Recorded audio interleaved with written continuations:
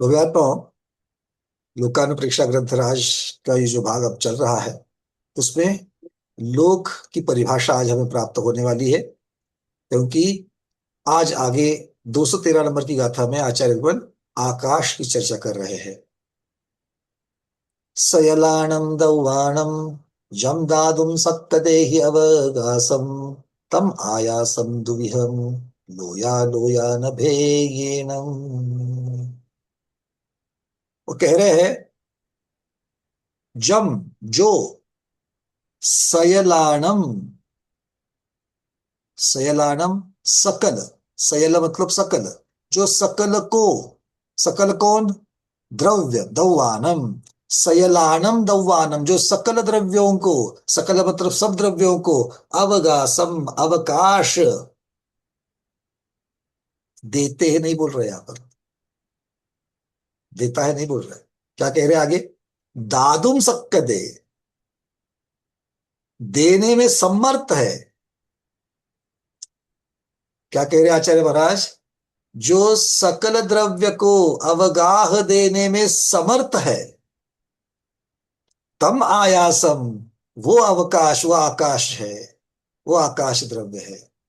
और लोया लोयान भेदेन द्विहम, ये दो प्रकार का है, लोक और आलोक के भेद से दो प्रकार का है।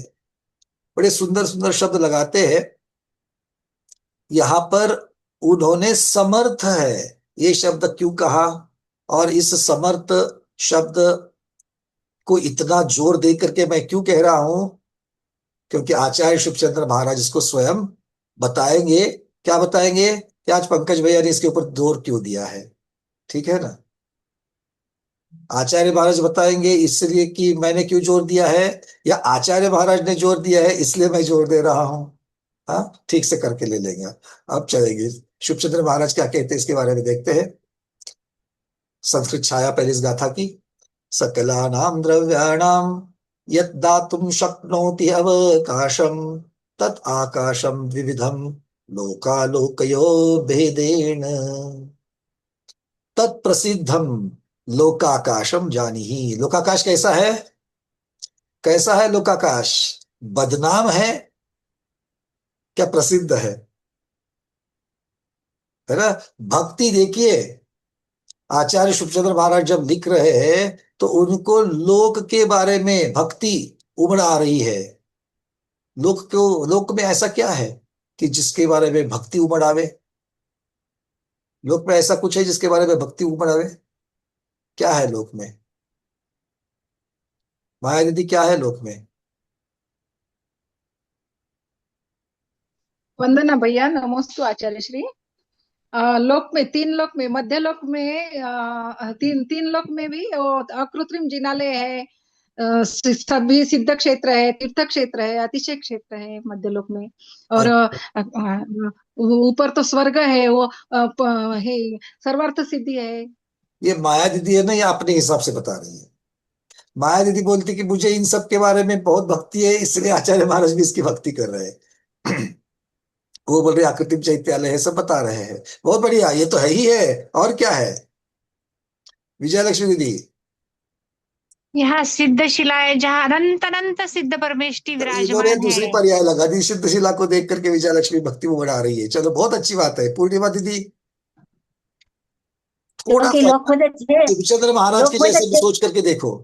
लोक में छह द्रव्य पाए जाते, छह द्रव्य में सब चीज आ गई, तीनों लोक में सब चीज आ सब जाती है। चीज आ गई, इसी को थोड़ा सा और भक्त, बहुत बहुत उत्तर सही है, किंतु ये भक्ति की अपेक्षा से जब देंगे तो जो क्योंकि सभी द्रव्यों को समाहित कर रहा है, जो छह सबको द्रव्यों समा को ले रहा है, वो भक्ति विकास का देने में पात्र अवगाह है। शक्ति पाता हूँ। अरे आप तो टेक्निकल भाषा बता रही है, भक्ति की भाषा चाहिए हमको,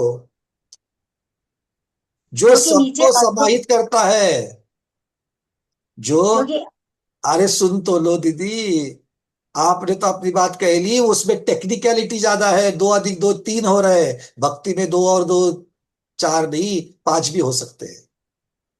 भक्ति की चर्चा चल रही है यहाँ पर, आचार्य महाराज प्रसिद्ध शब्द कह रहे हैं, दूसरा तो कोई है ही नहीं है उसके तुलना में। अगर हम टेक्निकली जाएंगे तो भैया दो, मेरे पास अगर दो चीजें होती समांतर तो मैं उसमें से एक अगर कहूं तो मैं उसकी चर्चा कर सकता हूं कि इसमें ये है, उसमें वो है, इसमें छह। नहीं, वो एक ही है और वो भी भक्ति का पात्र है। अच्छी तरीके से सूक्ष्मता से सोचो इसको। एक ही है और वो भी प्रसिद्धि को प्राप्त है, अर्थात भक्ति के योग्य, अर्थात भक्ति के अपेक्षा से कह रहे हैं। क्यों? जो सबको समाहित करता है वो भक्ति का पात्र हो जाता है। अगर हम भी सभी जीवों को अपने हृदय में समा देंगे, जीवों को भी और पुद्गलों को भी और सभी द्रव्यों को भी, तुलना कैसे की जा रही है देखो। जो सबको अपने में समाहित करता है वो भक्ति का पात्र बन जाता है, उसकी भक्ति की जाती है। हम बाकी केवलियों में भी तीर्थंकर भगवान की भक्ति क्यों ज्यादा करते हैं? बोलो। आपने आज तक आपने आज तक भरत भगवान की जापे दिए है क्या? नहीं।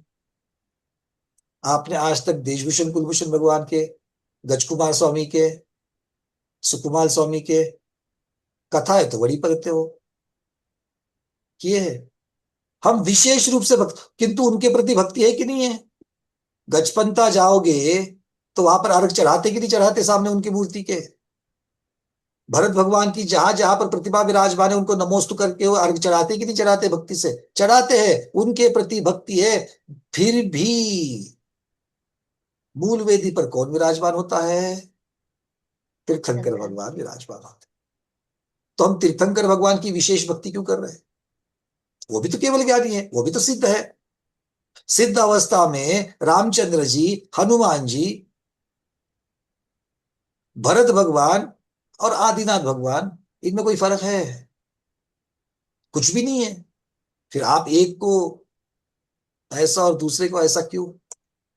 कारण कुछ भी हो, एक के प्रति हमारी भक्ति, हम उनको प्रदान कर रहे हैं कि नहीं कर रहे हैं? तीर्थंकर प्रसिद्ध है। क्यों? क्योंकि पूरी समस्त जीवों का कल्याण करने की भावना, भाई, ये एक कारण है, महत्वपूर्ण कारण, जो तीर्थंकरों को अलग केवली से वो अलग करता है। कल्याण क्यों मिल रहा है तीर्थंकर भगवान को? तीर्थंकर नाम कर्म प्रकृति की वजह से। और तीर्थंकर नाम कर्म प्रकृति बनती कैसे है? जब स्वयं की आत्मा के साथ में समस्त जीवों का कल्याण, एक भी जीव को नहीं छोड़ना चाहते। वो वहां पर नहीं बोलते, वो हमारी पूर्णिमा दीदी जैसे टेक्निकल बोलती है ना, वहां पर भव्यों का कल्याण हो, अभव्य का तो होने वाला ही नहीं है, ऐसा बोलती है क्या? वहां सिद्धांत लगा रहे कि तीर्थंकर भगवान, जब तीर्थंकर भगवान सब प्राणियों का कल्याण चाहते हैं। अब कल्याण किसे कहेंगे? मोक्ष होना कल्याण है, तो भव्यों का तो होगा ही होगा, अभव्य को तो होना ही नहीं, उनको मालूम है। तो क्या आप सिर्फ भव्यों का जानते हैं, अभव्यों का कल्याण नहीं चाहते? क्यों पूर्णिमा दीदी? सबका चाहते हैं। हाँ, तो जहां पर भक्ति वाली बात आ रही है, कल्याण वाली बात आ रही है, उसमें हमें उस प्रकार से सोचना है, उस प्रकार से हमारे शब्दों की रचना करनी है। बाकी सिद्धांत और आगम की परिभाषा तो है ही है। और आज आगे आने वाली है, लोक्यन्ते दृश्यन्ते जीवादि पदार्थ यत्र स लोक अवकाशते इति आकाश लोकाकाश, ये तो परिभाषा आने वाली है आज। ठीक है, यहां पर प्रसिद्ध कह रहे ये हमको क्यों पढ़ना है? ये अक्षरों के अंदर, शब्दों के अंदर जो अर्थ छिपा हुआ है उसको क्यों पढ़ना है? क्योंकि ये अर्थ ही तो मेरा कल्याण करने वाला है। अगर मैं अर्थ को छोड़ करके सिर्फ शब्द को ग्रहण कर लूं तो मेरा कल्याण होगा? नहीं होगा। बोलो। नहीं। एक मिथ्या दृष्टि है, वो भी महावीर महावीर महावीर महावीर महावीर महावीर, वीर वर्धमान वीर वर्धमान वीर वर्धमान वीर वर्धमान बोलकर हर रोज नामस्मरण कर रहा है, और एक सम्यक दृष्टि है, वो नामस्मरण कर रहा है। अब बोलो, कौन, किसको फायदा होने वाला है? सम्यक दृष्टि को। बोलने की क्रिया तो दोनों कर रहे हैं, शब्दों को तो दोनों उच्चारण कर रहे हैं। फायदा सम्यक दृष्टि का। क्यों? उसका श्रद्धान, उसने जो उसका स्वरूप दिया, उसने जो आशय ग्रहण किया, वो आशय जो ग्रहण किया है वही उसका कल्याण करने वाला है। तो मेरा कल्याण स्वाध्याय में कौन करने वाला है? कौन बोला? पंकज भैया। पंकज भैया थोड़ी कल्याण करने वाला है, खुद का हो नहीं रहा, दूसरे का क्या करेंगे। स्वाध्याय में मेरा कल्याण कौन कर रहा है? इन अक्षरों में छिपा हुआ जो अर्थ है वो मेरा कल्याण करने वाला है। क्लियर है? तो इसीलिए एक एक शब्द को भी हम लोग पकड़ेंगे। तत्प्रसिद्धम लोकाकाशम जानी ही इति स्फुटम यत लोकाकाशम सफलानाम सकलानाम समस्तानाम द्रव्यानाम, द्रव्यानाम अर्थात जीव पुद्गल धर्मादि द्रव्यानाम पन्नाम, अवकाशम अर्थात अवकाश दानम अवगाहन दातुम शक्नोति। एक एक शब्द का अर्थ देखिए कैसे कैसे किया उन्होंने। सकलानाम अर्थात समस्तानाम, द्रव्यानाम अर्थात जीव पुद्गल धर्मादि द्रव्यानाम पन्नाम, अवकाशम अवकाश देता है, अवकाश देता है मतलब क्या करता है? अवकाश दान देता है। आचार्य शुभचंद्र महाराज आकाश को दाता बना रहे हैं, और दाता प्रसिद्ध और भक्ति के योग्य होता है कि नहीं होता है? दाता प्रसिद्ध कौतुक इनके योग्य होता है। आगे कह रहे हैं अवगाहनम दातुम शक्नोति, अवगाहन का दान देने का उसकी उसमें सामर्थ्य है। यथा वसति ही वसतः स्थिति दानम ददाति, वसति स्थिति दानम, स्थिति दानम मतलब यहां पर स्थिति शब्द का अर्थ क्या है? ठहरना नहीं है, यहां पर सब जीवों को सभी द्रव्यों को ठहरने का दान देता है, ठहरने के लिए निमित्त बनता है। तदपि आकाशम विविधम, वो आकाश दो प्रकार का है। फिर भी आकाश दो प्रकार का है। अब फिर भी क्यों कहा, तदपि शब्द क्यों लगाया यहां पर? क्योंकि आप अब तक किसकी चर्चा कर रहे हो?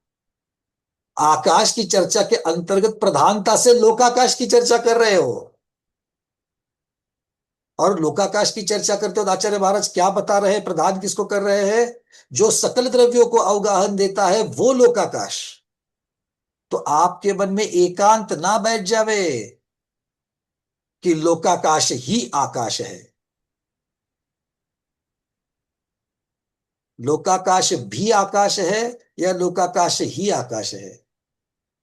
कनकमाला दीदी क्या है इसमें? लोकाकाश भी आकाश है, भी लगेगा। लोकाकाश भी आकाश है मतलब दूसरा भी कोई आकाश है। और इसी को क्लियर करने के लिए तद अपि ऐसा है, वो लोकाकाश प्रसिद्ध है, वो लोकाकाश सकल द्रव्यों को अवगाहन देता है, तथापि आकाशम द्विविधम, आकाश दो प्रकार का है।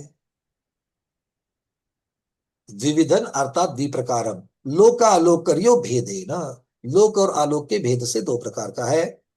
अब एक एक की चर्चा करेंगे। पहले लोकाकाश की चर्चा। धर्माधर्म कालः पूद्गल जीवाश संति यावत काशे स लोकाकाशः, जहां पर धर्म अधर्म काल पुद्गल जीव आदि इनको अवकाशते हैं वो लोकाकाश है। और अब आ रही है परिभाषा। लोक्यन्ते दृश्यन्ते जीवादि पदार्थः, लोक्यन्ते अर्थात दृश्यन्ते, अवलोक्यन्ते पाए जाते हैं जिनका अवलोकन होता है।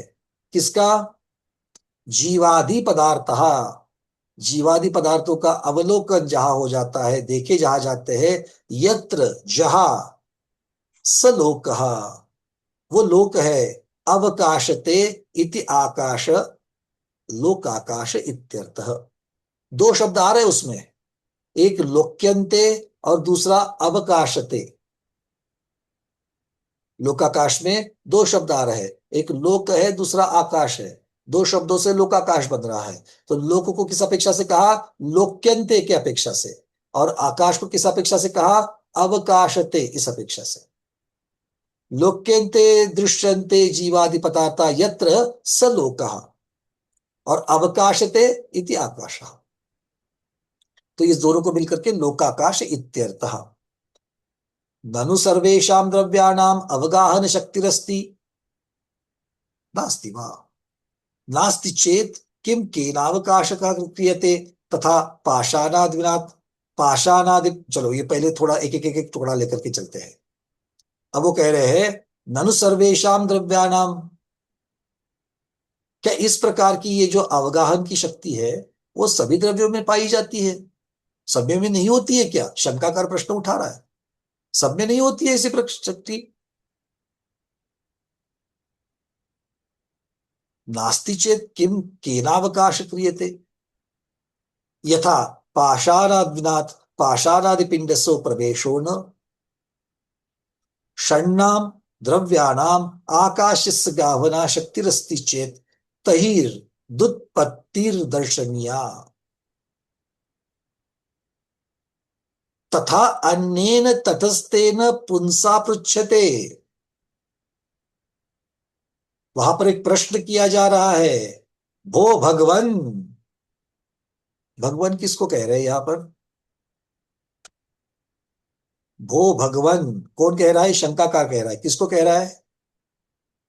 आचार्य महाराज को कह रहा है, जो ये कह रहे हैं कि यहां पर महावीर भगवान को कह रहे हैं।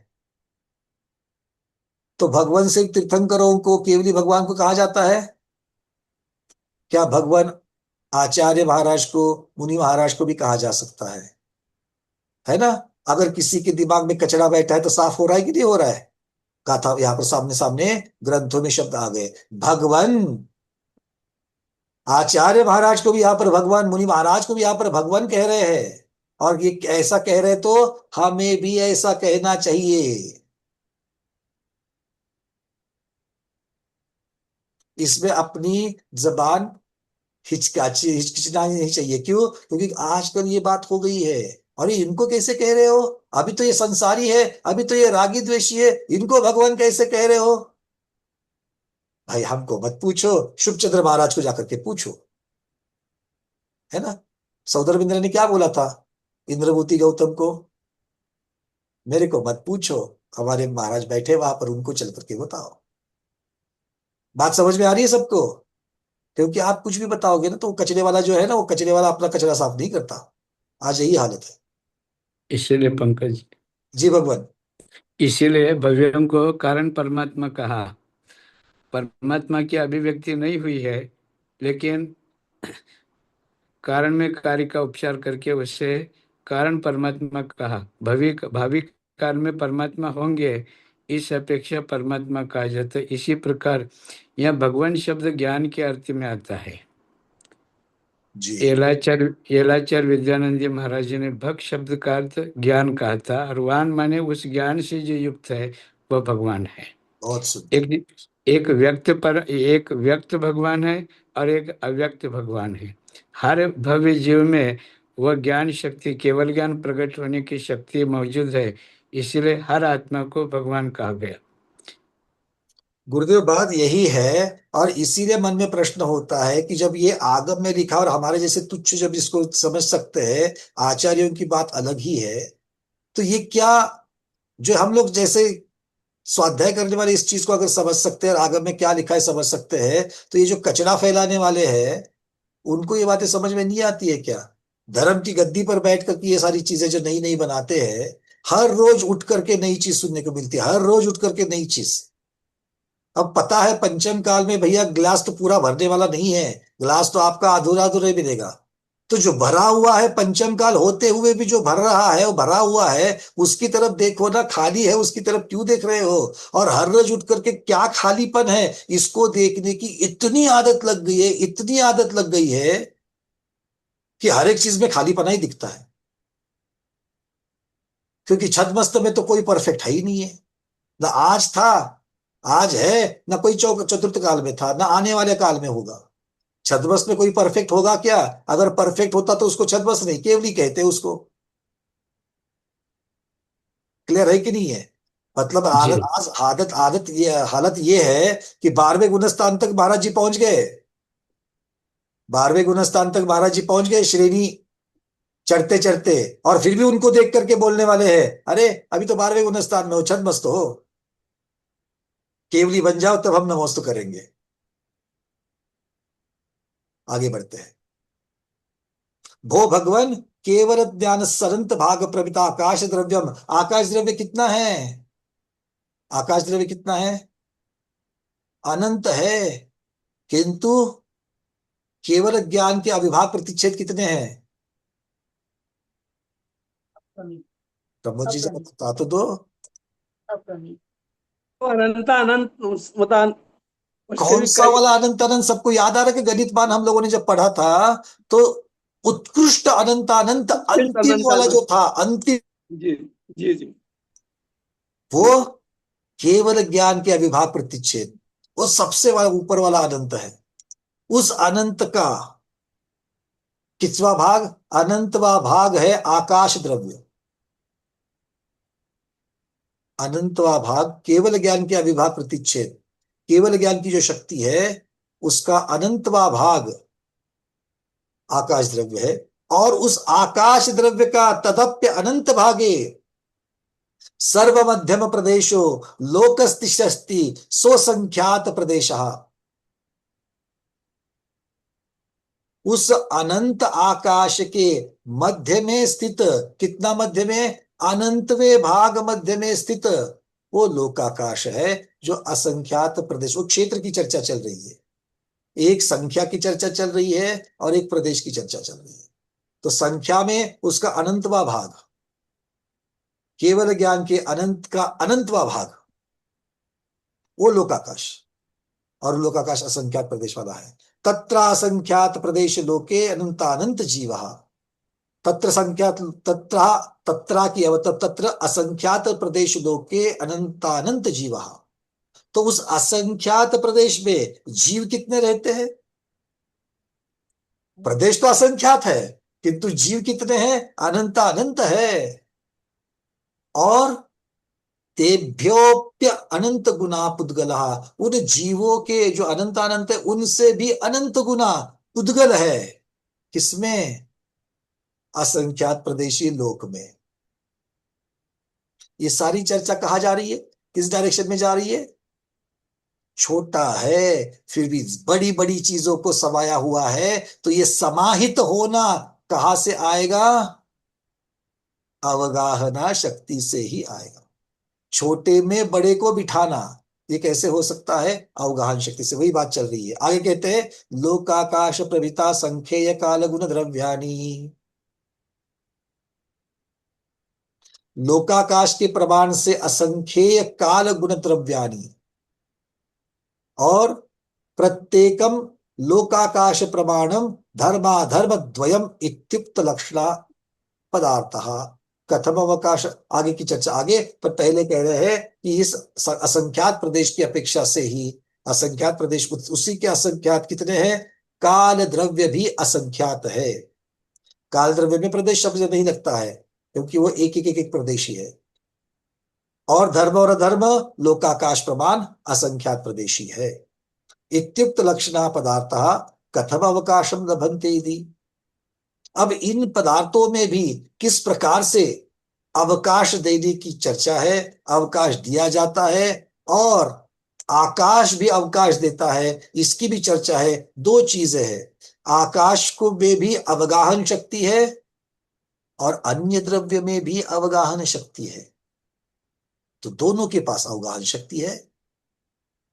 अगर दोनों के पास अवगाहन शक्ति है, फिर भी आकाश की अवगाहन शक्ति को उसका लक्षण माना गया, उसका विशेष गुण माना गया, किंतु बाकी द्रव्यों का अवगाहन गुण विशेष नहीं माना गया।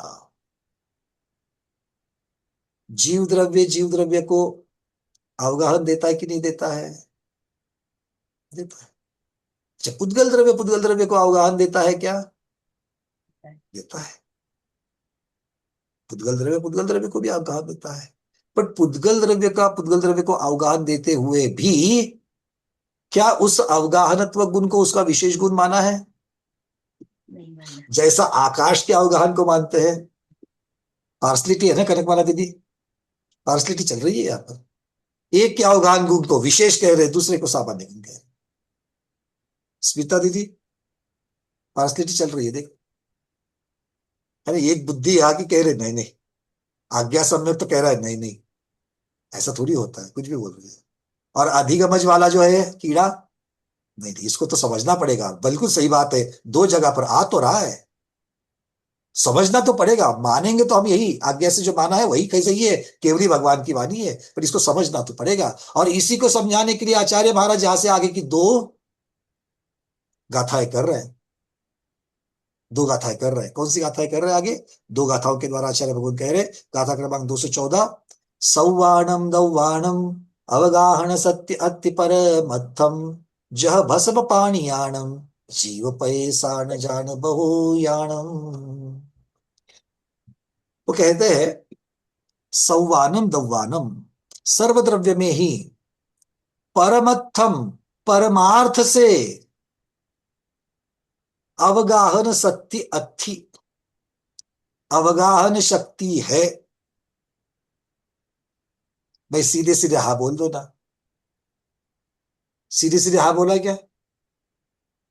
बीच में शब्द लगा दिया, परमार्थ से है। अब फिर से सर पकड़ करके बैठो। मतलब अगर सीधे सीधे कहते हाँ भाई सब द्रव्य में अवगाहन शक्ति है तो समझ में आ जाता।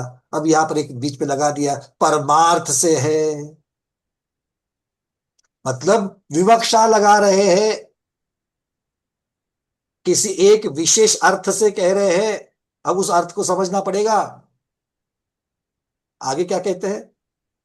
जह भस्म पनियानम, अब उदाहरण दे रहे, दृष्टांत दे रहे। जैसे भस्म और पनी मतलब जल, जैसे जल में और भस्म में अवगाहन शक्ति है, और जीव पयेसा न जान बहुयानम, वैसे जीव के असंख्य प्रदेशों को भी जानना चाहिए। मतलब जीव के असंख्य प्रदेशों में भी अवगाहन देने की शक्ति है। तो आचार्य महाराज को तो ये पूछा था, तो पहली गाथा में तो अभी तक ज्यादा कुछ क्लियर नहीं हुआ है ना। जो प्रश्न पूछा गया था कि इनका विशेष कैसा और इनका कैसे, अब अगला ले लेते हैं। दो गाथा से बताएंगे, बताया था उन्होंने, तो 215 नंबर की गाथा को भी ले लेते हैं। उसमें क्या कह रहे देखो, जदि न हवदिसा सत्ति सहावबूधाई संवदवाणम एक का सपये से कहता सौवानि वटंती। यदि संवदवानम, अगर सभी द्रव्यों के सहावभूता, सहाव मतलब स्वभावभूत से, स्वभावता से, सा शक्ति वह अवगाहन शक्ति न हवदी न होवे, तो भी एक के कास पये से, एक एक आकाश के प्रदेश में कहता सौवानी वट्टंती, वो सब द्रव्य रहते कैसे हैं? उल्टा प्रश्न कर दिया। गाथा में उत्तर देंगे कह दिया था, गाथा में प्रतिप्रश्न कर दिया आचार्य महाराज ने। क्या प्रश्न कर दिया? अगर सब द्रव्यों में अवगाहन शक्ति नहीं होती, कैसे? स्वभाव से ही अवगाहन शक्ति नहीं होती, तो फिर आकाश के एक एक प्रदेश में वो अवगाहन को कैसे पाते? एक छोटा सा उदाहरण, दाता याचक के झोली में अपनी वस्तु देता है, तभी तो दान कहलाता है। अगर याचक झोली आगे ना फैलावे तो दान की प्रक्रिया पूरी होगी। आपको बहुत आहार दान देना है, आपने चौका भी लगा दिया, मस्त बढ़िया से बढ़िया प्रासुक भक्ष पदार्थ शुद्ध बना लेवे, और मुनि महाराज तो आ तो गए हैं, मुनि महाराज आ तो गए हैं और अंजुली खोल नहीं रहे। आहार दान देने की प्रक्रिया पूर्ण होगी क्या? आहार का दान, आहार तो बन गया है, दान कहलाएगा क्या? दान कब कहलाएगा? जब मुनि महाराज कर खोलेंगे, अंजुली खोलेंगे। मतलब जब तक मुनि महाराज की सहायता नहीं होती है तब तक दान की प्रक्रिया नहीं होगी। और अकेले मुनि महाराज के करांजलि खोलने से दान होगा? दाता भी तो ग्रास रखना चाहिए, तब जाकर के आहार दान होगा। मतलब जब तक दोनों में एक दूसरे के साथ निमित्त नहीं बनेंगे तब तक ये दान देने की चर्चा पूरी नहीं होगी। आचार्य महाराज ने पहले दान की चर्चा करी थी, आकाश दान देता है अवगाहना का। अरे आकाश तभी अवगाहना का दान दे सकता है जब बाकी द्रव्यों में अवगाहन लेने की शक्ति हो। और ये अवगाहन लेने की शक्ति, यही आचार्य महाराज यहाँ पर प्रश्न करके पूछ रहे हैं कि जब सभी द्रव्यों में, बाकी के सभी द्रव्यों में अगर अवगाहन शक्ति नहीं होती तो क्या वो आकाश के एक एक प्रदेशों में अवगाहन ले पाते? ठीक है, अब इतना सा तो गाथा के 4 शब्दों से तो बहुत कुछ नहीं खुलेगा। उसके लिए कहाँ जाना पड़ेगा? शुभचंद्र महाराज के चरणों में जाना पड़ेगा। बैठ जाओ। कहाँ पर? बस में बैठ जाओ, निकलते हैं। कहाँ है शुभचंद्र महाराज? कहाँ पर है शुभचंद्र महाराज? कहाँ पर है? पूर्णिमा दीदी कहाँ पर है? अभी तो लोकानुप्रेक्षा में बात बता रहे उनकी। अच्छा, लोकानुप्रेक्षा में बता रहे हैं तो वहीं से ले लेते हैं ना। नहीं तो वैसे ढूंढने के लिए फिर वहां जाना पड़ेगा। अभी तो समाधि के पश्चात तो स्वर्ग लोक में विराज रहे कहीं तो। जाना चाहोगे क्या उनको ढूंढने के लिए स्वर्ग में? हाँ, स्वर्ग में जाने के लिए पहले मरना पड़ेगा। जिसकी मरने की अभी तैयारी है वो जाएगा वहां पर, है कि नहीं? आधे तो नीचे देख रहे हैं अभी। चलो आगे क्या कह रहे हैं आचार्य महाराज, देख लेते हैं। पहले 214 नंबर की गाथा, फिर 215 नंबर की गाथा। सर्वेषां द्रव्याणाम अवगाहन शक्ति अस्ति परमार्थतः यथा भस्म पानीयो जीव प्रदेशानाम जानिहि बहुकानाम।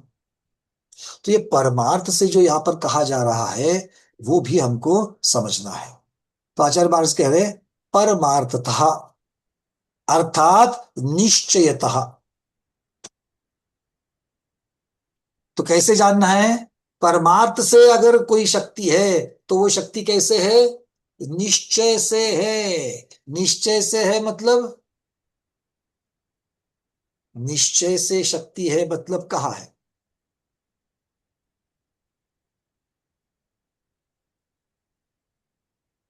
निश्चय से द्रव्य में शक्ति है तो इसका मतलब वो कहाँ पर है? हे मांगी दीदी। वंदना भैया, स्वभाव से है। निश्चय से है मतलब स्वभाव से है, पक्का। पर वो कहाँ है?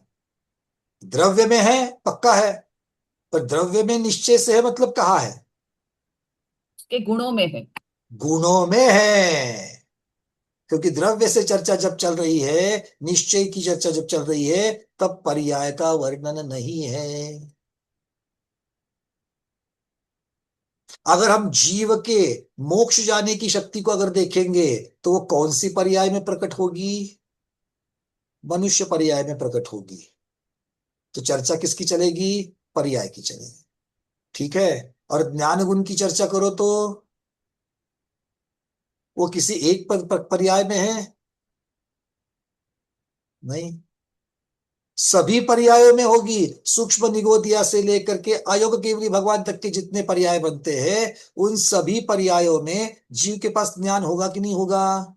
होगा। मतलब जीव में निश्चय से ज्ञान है। जीव में निश्चय से ज्ञान है। जीव मोक्ष जाने की शक्ति है। जीव की जो मोक्ष जाने की शक्ति है या जीव मोक्ष जाता है, तो ये मोक्ष वाली बात जो है, ये मोक्ष वाली बात निश्चय से कही जा सकती है। बहुत महत्वपूर्ण बात कर रहा हूं मैं। प्रभु जी क्या कह रहा है चिंतन? निश्चय से मतलब अब के हिसाब से तो भव्य में तो निश्चय से कही जा सकती है कि वो शक्ति देखो, एक गुणों बार में। आपने भव्य और अभव्य बोलते ही पर्याय आ गई। हाँ। निश्चय में तो पर्याय नहीं है। नहीं। तो मोक्ष तो की चर्चा निश्चय से कर सकते कि नहीं कर सकते हैं?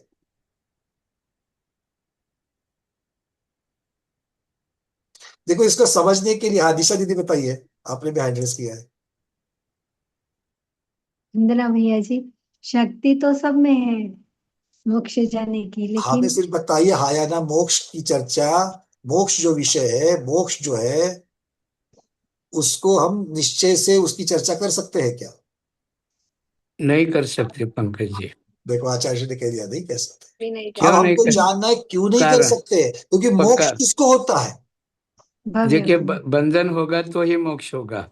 जब बंधन निश्चय होगा। निश्चय निश्चय से बंधन ही नहीं है तो फिर अ, उस बंधन से मुक्ति का कोई कारण ही नहीं बन सकता है। तो इसलिए बंध ही नहीं तो मुक्ति ही नहीं तो मोक्ष की चर्चा ही नहीं। जब संसारी जीव नहीं तो मोक्ष की चर्चा नहीं। अगर ऐसा मान लो अनादि काल से और आगे अनंत काल तक जीव मुक्त ही रहने वाला है, और मुक्त ही है, मुक्त ही था और मुक्त ही रहने वाला है तीनों कालों में, तो उसके लिए मोक्ष की कोई चर्चा होगी क्या? उसके संसार की चर्चा नहीं है, उसके मोक्ष की चर्चा ही नहीं हो सकती। मतलब निश्चय से द्रव्य के चर्चा जब हम जीव द्रव्य की जब कर रहे हैं तो जीव हमेशा से शुद्ध है, हमेशा शुद्ध ही रहेगा, तो मोक्ष की चर्चा चलेगी नहीं। अब मैंने परमार्थ से निश्चय से मोक्ष की चर्चा हो सकती है? नहीं हो सकती है। किंतु ज्ञान की चर्चा निश्चय से हो सकती है कि नहीं हो सकती है? हो सकती है, क्योंकि जीव में ज्ञान है।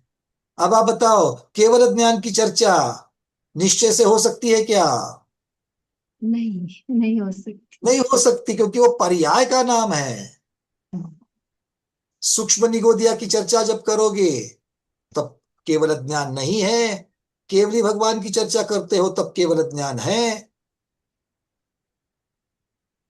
मतलब ये बदलने वाली चीज है, और केवल ज्ञान स्वयं ज्ञान की पर्याय है, तो निश्चय से इसका संबंध नहीं होगा। ठीक है, क्लियर है? चलिए, अब ये पंकज, मोटा मोटी चर्चा थी। हाँ आचार्य जी बोलिए। एक बात पूछना चाह रहा हूँ। जी।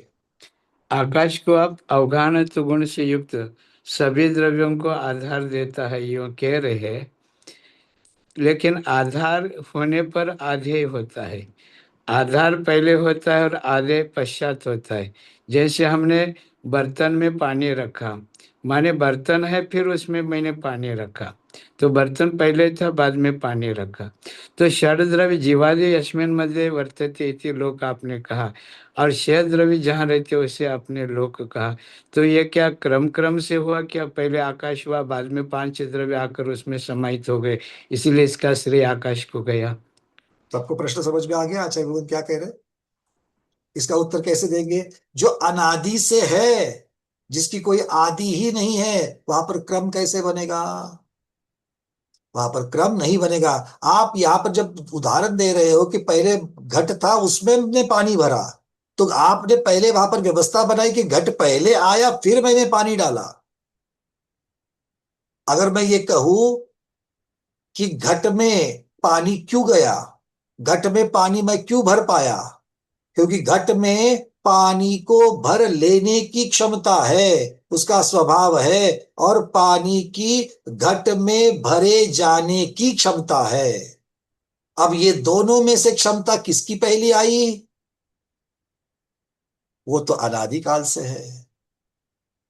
तो पहले घट है या पहले पानी है? वो तो आपने उनकी व्यवस्था किस अपेक्षा से पूछ रहे हो। अगर हम अवगाहन शक्ति की अपेक्षा से पूछ रहे हैं तो जब द्रव्य सभी के सभी द्रव्य एक साथ अनादिकाल से है, उनकी कोई आदि नहीं है, इसलिए पहले उनमें अवगाहन शक्ति थी और बाद में उसमें द्रव्य भरे गए, ऐसी कोई चर्चा हो ही नहीं सकती है। अब आचार्य जी इसको और कुछ खोलना है तो खोल दीजिए। आप ही बोले पंकज जी। अब ये बात मुख्यता से यही थी, और यही चर्चा यहाँ पर अब चलने वाली है, क्योंकि जो मैंने दान वाली चर्चा कही, मुनि महाराज और हमारे चौके की जो बात कही, वो इसीलिए कहा कि जब तक दोनों की चर्चा नहीं होगी तब तक क्रिया नहीं होगी। एक में लेने की पात्रता है, दूसरे में देने की पात्रता है, और इसकी चर्चा यहाँ पर चल रही है। आगे बढ़ते हैं। अब यहाँ पर परमार्थता, परमार्थ शब्द का अर्थ किया निश्चयतः सर्वेशाम द्रव्यानाम, अर्थात द्रव्यानाम अर्थात जीव पुद्गल धर्मा धर्माकाश कालानाम, पूर्वोक्त प्रमित संख्योपेता नाम, पहले जितनी जितनी उनकी संख्या कही गई है उन संख्या के साथ। अब संख्या की चर्चा क्यों कर रहे हैं? अरे भाई अवगाहन देना है, तो कितने को अवगाहन देना है? एक को देना है, चार को देना है, आधे को देना है, पौने को देना है, क्या पूरे को देना है? तो पूरे की चर्चा चल रही है, ठीक है ना। सर्वेशाम द्रव्यानाम, सर्वद्रव्य, इसमें द्रव्य की अपेक्षा 6 द्रव्य आ गए, और मान की अपेक्षा प्रत्येक द्रव्य अपने अपने संपूर्ण मान सहित आ गया। दो मान है, समझ में आ गई चर्चा? एक कितने द्रव्य? 6 द्रव्य, और उसमें एक एक द्रव्य अपनी अपनी क्षमता को लेकर के। हमने शादी ब्याह में किसी को आमंत्रण दे दिया, कितनी पत्रिकाएं दी? लग्न पत्रिका कितनी बांटी? 200 बांटी। क्या 200 लोग विवाह में आए? वो तो 200 को तो आपने 200 परिवारों को आपने दे दिया। अब शब्द परिवार लग गया यहां पर, और एक परिवार में उसके अलग अलग सदस्य हैं। आ गई बात समझ में? तो यहां पर बोल रहे सर्वेशाम, सर्वेशाम का अर्थ क्या लेना है? तो पूर्वोक्त प्रमित संख्योपेता नाम, अपनी अपनी पहले बताई गई अपनी अपनी जो संख्या है उन द्रव्यों की, उसमें से सभी को लेना। आगे लेते तथा बहु का नाम आदि पूर्वोक्त प्रमित संख्योपेता नाम अवगाहन शक्ति अस्ति अवकाश दान समस्ता समर्थता विद्यते। यथा, अब दृष्टांत देकर के बता रहे हैं, एक अवकाश ने तो सबको, लोकाकाश ने तो सबको अवगाहन दिए है। एक कैसे? यथा, यथा मतलब जिस प्रकार से। किस प्रकार से? भस्म पानीयो यथा भस्म मध्य, भस्म पानीयो, ये तो उन्होंने पहले उदाहरण दिया था भस्म और पानी का। तो भस्म और पानी का यथा मतलब जिस प्रकार, भस्म मध्य पानी सावगाहोस्ति, जल को ले लो उतने ही जल में। अब जल तो पूरा का पूरा भरा है कि नहीं भरा है? घट की चर्चा नहीं कर रहे, जितनी जल की क्वांटिटी है। अब जल की क्वांटिटी है तो जल के जितने भी परमाणु हैं, जल के परमाणु होते कि नहीं होते? होते। अरे जल तो द्रव है, उसके परमाणु होते हैं क्या? जी जल तो होते। द्रव है, परमाणु होते हैं। जी विद्यानंद महाराज को छोड़ना नहीं मोक्ष जाने तक। मैं आपको बता रहा हूँ, जगह जगह जाकर के भगवान हमारी सहायता करते हैं। अगर वो नहीं होंगे तो हमें प्रॉब्लम हो जाएगी। ठीक है, 1 मिनट होल्ड करना। इस चर्चा को आगे बढ़ाएंगे, किंतु अभी इस चर्चा के बीच में ही आचार्य भगवान वैराग्यानंद जी गुरुदेव भगवती आराधना ग्रंथ राज का स्वाध्याय करेंगे। और उनके पश्चात, क्योंकि उनकी उपस्थिति थोड़ी सी लिमिटेड है आज, तो उनकी उपस्थिति का पहले हम लोग धर्म लाभ लेते हैं, और उसके पश्चात फिर हम कार्तिकेय अनुप्रेक्षा को फिर से चलाएंगे। ठीक है, तो आज के स्वाध्याय को बस यहाँ पर थोड़ी देर के लिए स्थगित कर देते हैं, कार्तिकेय अनुप्रेक्षा आगे चलेंगे।